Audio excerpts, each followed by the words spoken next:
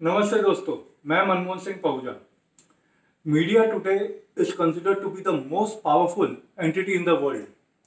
शायद इसलिए क्योंकि मीडिया को कम्युनिकेशन करने का सबसे बढ़िया जरिया माना जाता है। मीडिया का रोल होता है अपने लोगों को इंफॉर्मेशन एंड नॉलेज प्रोवाइड करना, so that they are well informed about not just happenings in their own country but happenings right across the world. Basically media का काम होता है अपने सिटीजन्स और गवर्नमेंट के बीच में एक ब्रिज कायम करना, ताकि टू वे कम्युनिकेशन लगी रहे, ना कि सिर्फ वन वे मन की बात की तरह। शायद इसीलिए मीडिया को चौथा स्तंभ माना जाता है डेमोक्रेसी का। It is considered to be the fourth pillar of our democracy. पर क्या हमारे देश का मीडिया ऐसा काम करता है?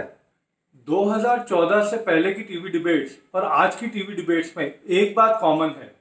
तब भी टीवी के एंकर्स कांग्रेस से ही सवाल करते थे और आज भी 6 साल बाद भी कांग्रेस से ही सवाल किया जाता है। फर्क सिर्फ इतना है कि तब कांग्रेस सत्ता में थी और आज विपक्ष में है।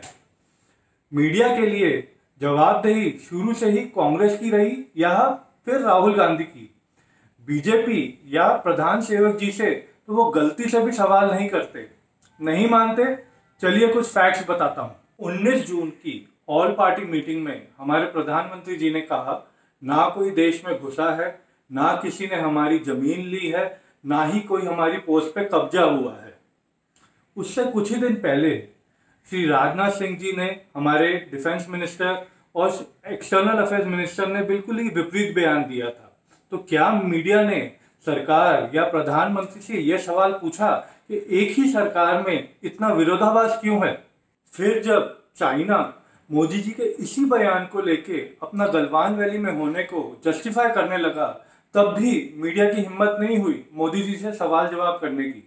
सवाल जवाब तो छोड़िए जनाब, मीडिया उल्टा राहुल गांधी के ऊपर ही सवाल जवाब करनी शुरू कर दी। कहा कि ऐसे मुद्दे पे सरकार के साथ खड़ा होना चाहिए, ना कि सरकार के ऊपर टिप्पणी करनी चाहिए। शायद मीडिया ये भूल गई कि 2014 से पहले मोदी जी के लाल आंख वाले बयान को इसी मीडिया ने बहुत ही बड़ा चढ़ा के उस वक्त की सरकार को घेरा था। और तो और मीडिया के खुद के कुछ लोग 2014 से पहले जो सरकार को कोसते थे, आज वही लोग सरकार की इस मूव को जस्टिफाई करने लगे और ऊपर से कांग्रेस को ही कोसते हैं। 4-5 दिन पहले एक खबर आई कि both China and India retreating by around 2 kilometres. लगभग सभी मीडिया चैनल्स ने ये खबर चलाई, कहा कि this is happening because of strong leadership of PM Modi. China को तो बहुत करारा झटका मिल गया। This is a new India. शायद वो अपनी भक्ति में इतना लीन हो गए कि वो भूल गए कि मोदी जी ने ही तो कहा था कि कोई घुसा नहीं। तो जब कोई घुसा नहीं तो पीछे कौन जा रहा है? और पीछे जा रहा है तो जा रहा है। चाइना अगर अपनी जमीन छोड़ के पीछे जा रही है तो समझ में आता है।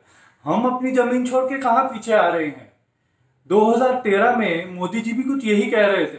सुनिए आप लोग। तब सवाल उठते हैं मित्रों, सवाल उठता है चाइना आकर के हमारे दरवाजे पर दस्तक दे दे। और मैं हैरान हूं जी, चाइना तो हिंदुस्तान की धरती पर से अपनी फौज को वापस ले जाए, लेकिन ये नहीं समझ पा रहा हूं कि हिंदुस्तान की सेना हिंदुस्तान की धरती से अपनी सेना को क्यों हटा रही है।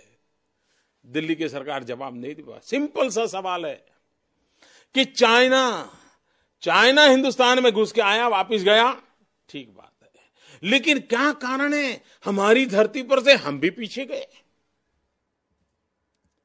और तब जाकर के सामान्य मानवी के मन में सवाल खड़े होते हैं।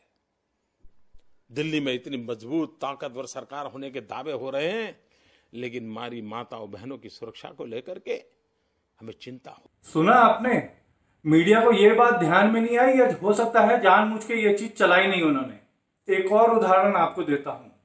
India today has the third most highest corona virus cases in the world. पर सरकार यही बोल रही है कि हमारी पॉपुलेशन के हिसाब से we are doing much better compare to other nations. और मीडिया भी आपको यही गुनगुना रही है, ये जानते हुए भी कि हमारे देश में टेस्टिंग बहुत ही कम हो रही है। 2 दिन पहले के आंकड़ों के हिसाब से हम 135वें स्थान पे हैं। मीडिया ये सब जानती है पर बता नहीं रही ताकि सरकार की छवि बिगड़े नहीं और सच लोगों के सामने ना आए। मीडिया ने उन हेल्थ मिनिस्ट्री ऑफिशियल्स से भी सवाल नहीं किया जिन्होंने मार्च महीने में कहा था that this is not a pandemic। आज 4 महीने बाद हमारे देश में 8 लाख से ऊपर के केसेस हैं। मीडिया ने यूनियन मिनिस्टर अनुराग ठाकुर से भी सवाल जवाब नहीं किया जिन्होंने मार्च महीने में कहा था that coronavirus won't have any adverse effect on the Indian economy। आज हमारे देश की इकोनॉमी का क्या हाल है ये जग जाहिर है। तकलीफ की बात यह है कि मीडिया सब कुछ जानते हुए भी सरकार की गलतियों पे पर्दा डालने का ही काम कर रही है। So that makes me think, what is wrong with the Indian media? पिछले कुछ सालों में the Indian media has expanded tremendously, पर उसके साथ साथ पॉलिटिकल एंड कॉरपोरेट इन्फ्लुएंसेस भी हमारे जर्नलिस्ट के ऊपर काफ़ी बड़े हैं। बात करते हैं लगभग 2 साल पहले की। एबीपी के एक मशहूर एंकर होते थे पुण्य प्रसून वाजपेयी, जो एक बहुत ही पॉपुलर शो होस्ट करते थे, मास्टर स्ट्रोक। उन्होंने एक शो रन किया था छत्तीसगढ़ की महिलाओं के ऊपर। उस महिला ने उस शो में कहा कि उसे एक गवर्नमेंट ऑफिशियल ने मीडिया को झूठ बोलने के लिए कहा था कि that she benefited from the prime ministers rural schemes. उसकी वजह से उन पे प्रेशर बना and he had to resign from ABP। In another incident, ABP के न्यूज एंकर होते थे अभिसार Sharma. He was taken off air for around 15 days। कारण उन्होंने मैनेजमेंट की इंस्ट्रक्शंस को बार बार डिफाई किया। क्या थी वो इंस्ट्रक्शंस? ये कि do not, I repeat, do not criticise PM's policies. Indian journalist से media outlets have never been under more pressure than today. सच्चाई ये है, corporate and political influences have overwhelmed media organisations. It is a sad state today because India once prided itself as a vibrant and a diverse press. According to a data, India today is ranked 142 out of 180 countries। भक्तों के लिए यह खुशी की बात है कि पाकिस्तान इस श्रेणी में 145वें स्थान पे आती है। ऐसी बात नहीं है कि सब जगह अंधेरा ही अंधेरा है, कहीं कहीं उजाले की किरण भी दिखती है। और एक ऐसी उजाले की किरण का नाम है रवीश कुमार, जिन्होंने हाल ही में रायमन मैगेसे पुरस्कार जीता। उनकी रीढ़ की हड्डी आज भी काफ़ी मजबूत है। वो 2014 से पहले भी सरकार से ही सवाल करते थे और आज भी सरकार से ही सवाल करते हैं। नॉर्मली मैं अपने वीडियोस के अंतिम भाग में सॉल्यूशंस प्रोवाइड करता हूँ, पर मीडिया के इस पॉलिटिकल और कॉरपोरेट नेक्सस से उभरने के लिए एक ही रास्ता है और वो है हम लोग, we the people of India. पिछले कुछ सालों में सोशल मीडिया का योगदान बहुत बढ़ गया है। हम लोगों को इस प्लेटफॉर्म का भरपूर फायदा उठाना चाहिए, अपनी से बात ही रखने के लिए नहीं, बल्कि जब सरकार कोई गलत डिसीजन ले या सरकार की कोई गलत बात हम लोगों के सामने आए तो सीधा डायरेक्ट कांटेक्ट सरकार के साथ बिठाने के लिए ये प्लेटफॉर्म सबसे बढ़िया प्लेटफॉर्म है। डेमोक्रेसी का चौथा स्तंभ मीडिया मजबूत होना बहुत ही जरूरी है, क्योंकि सही मायने में हम जैसे और आप जैसों की आवाज़ों को और हम जैसों की पीड़ाओं को सिर्फ एक मीडिया ही है जो सरकार के सामने रख सकती है, और एक मीडिया ही है जो सरकार की खामियों को भी उजागर कर सकती है।